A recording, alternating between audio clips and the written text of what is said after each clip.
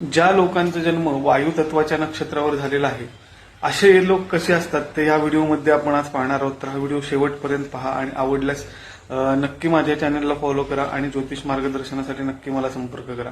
तर ज्या व्यक्तींचा जन्म वायू तत्वाच्या नक्षत्रावर झालेला आहे असे लोक खूप सभ्य असतात. यांच्यामध्ये उत्साह खूप भरलेला असतो. दुसऱ्यांचा आदर करणं काय असतं हे त्यांना खूप चांगल्या पद्धतीनं समजतं. रिस्पेक्टफुली तुमच्याशी ते वागतील. त्यानंतर यांच्यामध्ये कल्पनाशक्ती भरपूर असते.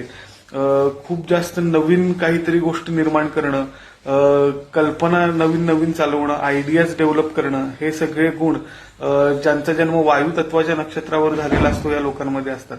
त्याशिवाय हे लोक ना एका जागेवर स्वस्थ नाही बसू शकत. सतत जागा बदलणं किंवा सतत जॉब बदलणं असं यांच्या बाबतीत चालू असतं. त्याशिवाय अशा लोकांना एका जागी स्वस्थ बसणं आवडत नाही. तसंच ते एका व्यक्तीबरोबर कोणत्याही व्यक्तीबरोबर जास्त वेळ ते घालवू शकत नाहीत. त्यांना सतत काहीतरी नवीन एकलकोंडेपणा असं त्यांना आवडत नाही.